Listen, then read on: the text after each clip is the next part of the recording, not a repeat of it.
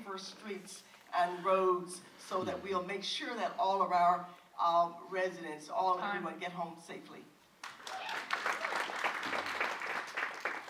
Congestion is obviously a problem, maintenance is obviously a problem, but you asked what is the biggest transportation challenge, and I think that's measured in lives.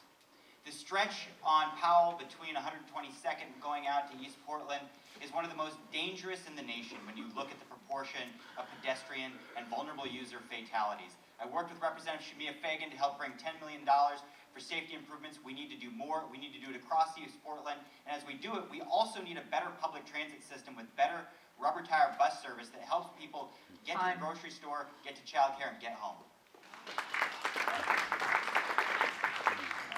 I think we have to retool the Bureau, the Portland Bureau of Transportation. We have to look at it and say, because I used to work for ODOT for a while, and I know at the end of every fiscal year, if they have a budget, they just burn through it really fast because that's how they get their next year's budget. We have to make sure that we're spending money responsibly. We also have to increase density. If we have more density downtown and more people living downtown, they're not going to use transportation as much. But the first thing we have to do is we have to sell it. We have to make sure that people listen, take your bicycle, take public transportation. It's out there for you. The lack of a coherent workforce living strategy, workforce housing strategies, causing people to move farther and farther away from their place of employment. And on top of that, we don't have adequate public transit. With regard to bicycles, we need two things. We need separated bike lanes to improve safety and increase the quality of bikes. And number two, we need to support the Greenway program because it's a cost-effective, relatively inexpensive way to make it safer, separate traffic, what about a bike on tax? Streets and greenways in communities that don't currently have parks. All right. So right before we get to an audience question, we're going to ask, we're going to throw a couple curveballs at you. This is a yes/no question. You can either say yes or no. Will you, as Portland Mayor, make bus passes available to all PDX high school students? Yes or no? Raise your hand if yes. All Raise your right. hand if you want to lose some votes. Nobody wanted to lose any votes. All right. This question comes from Nick. What is the role of direct tenant protections in your housing plan, as distinct from just building? Who's up? Jules next. Okay, Jules, go ahead. We have a housing crisis in Portland. Rents are skyrocketing, people are being evicted, and it's too hard to find a place to be able to call your own. We need a strategy that has a couple of different factors within it. One, we need more supply. It's not just about more supply. We need more people today who can be in their homes. So we need to have more protections for renters. We need to focus on limiting the reasons why people can be evicted from their homes. We need to have better protections in place to prevent rent increases, especially in that first year, and we need longer notice. We need people to have assurance in their homes that they can be there, that it's a place where they can raise their kids, and that we have a city that's providing workforce housing that's working for everybody. Jefferson, can you read the question again? I missed the... I'm sorry, I'm Sean Davis. And Sean Davis. This isn't it.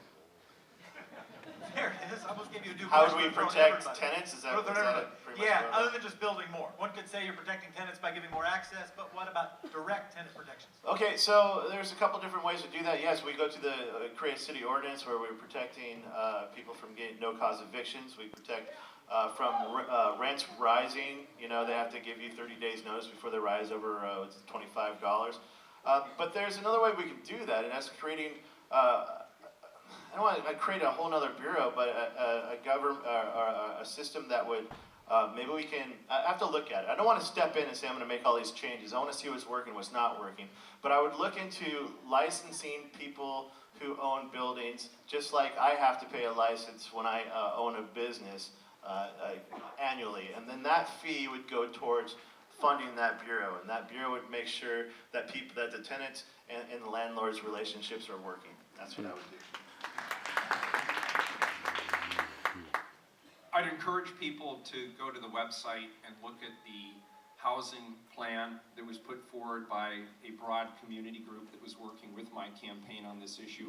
First of all, we need to adopt a just cause evictions policy similar to that that exists in Seattle, that has specific just cause issues. We also do need within the Portland Housing Bureau, or reporting directly to the mayor, I'm happy either way, to have an office that makes it clear to landlords what their legal obligations are and what tenants' legal rights are, and has both the enforcement capability as well as the ability to ascribe penalties to those who violate the existing laws around tenant-landlord relations.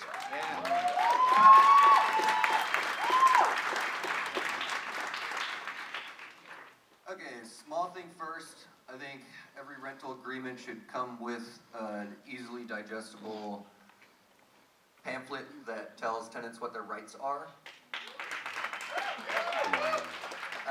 That's a good way of protecting people from being targeted through predatory rental agencies or owners. One thing that I would do to tackle in the big picture thing, what we need to fix our situation in Portland, whether or not we stack on more housing or not, we need inclusionary zoning. Right now, it seems like the state's not going to do that. I would propose that the city puts in place a fee system that does essentially that on our own, and we let the state tell us if that's not okay. Let's do it for Portlanders now and ask later.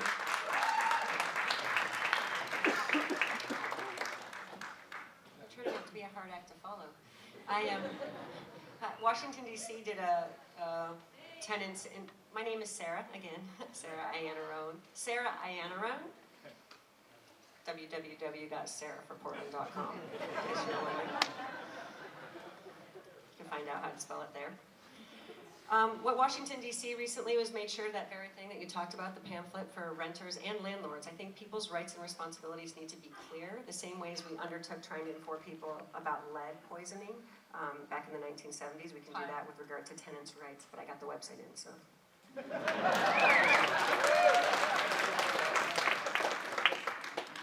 One, we draw a real definite line between what is a for-cause eviction and what is a no-cause eviction. Two, we make a centralized city database so that you don't have to pay $50 or $60 every time you want to apply for a new apartment. All right? We make a one-time fee that you pay the city. The city maintains that database. Three, of course, inclusionary zoning. Who doesn't love a good duplex and triplex? And four, stand up for people that are resisting this BS. Stand up for people that are refusing to be evicted. Stand up for your stuff, Portland. Oh, this ain't the time to say time. Stand up for your stuff, Portland. I'm teasing. So yes, we need landlord registration and more regulation and inspection of units. We also need a Office of Tenant Affairs in order to help tenants understand their rights, and we'd also need to have something that would approximate the rent control and inclusionary zoning that we are preempted from doing at the state level. Whether we do that through creative regulations or through incentives, we need to find a way to make sure that our housing mix in Portland matches the mix of incomes that we currently have.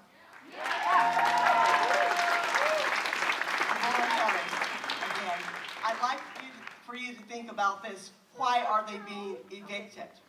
Affordable housing. Why are the houses unaffordable? Because they're having to move out. It isn't necessarily by choice. It isn't necessarily because they were not able to pay the rent. But when your rent goes from $700 to $1,000 and you're having to move elsewhere, then you run into those issues. So first we need to analyze, why are you being evicted? Affordable housing, gentrification.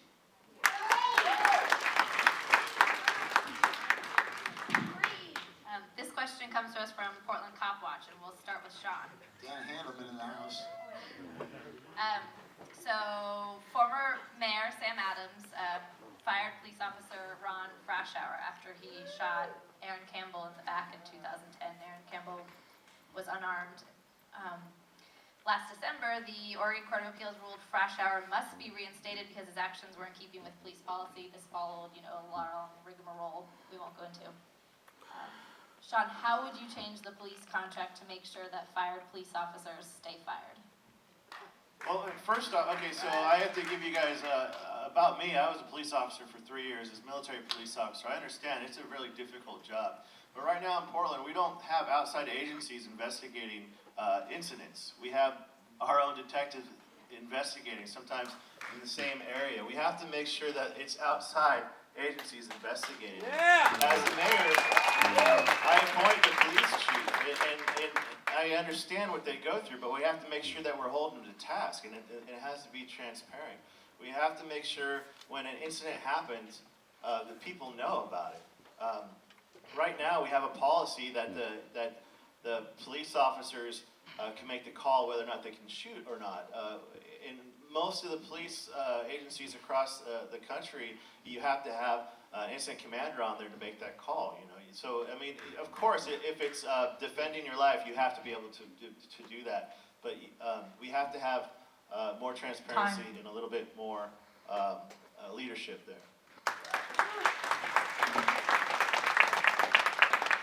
Sean's answer, I thought was excellent, it was thoughtful, it was thorough. I'd add to that, first of all, that people are entitled to due process, but the key there was that the policies were flawed. And so the first thing is having outside people take a look at the policies and make sure that they don't have flaws like that. So that's thing number one. Thing number two is elected officials do need to have more oversight and more say on who stays and who goes. It's imperative that the community have a police force that the community knows that they can trust. Related to that, let's get the police out of their patrol cars and back on the streets. On Hawthorne, we have a model where people get out, they walk, they get to know people, they get to know the people in the community. On Mississippi, they drive through. Very different models that say very different things to the communities in which they serve. We need to reconnect our police force with the community they serve, and that cultural change starts with the police commissioner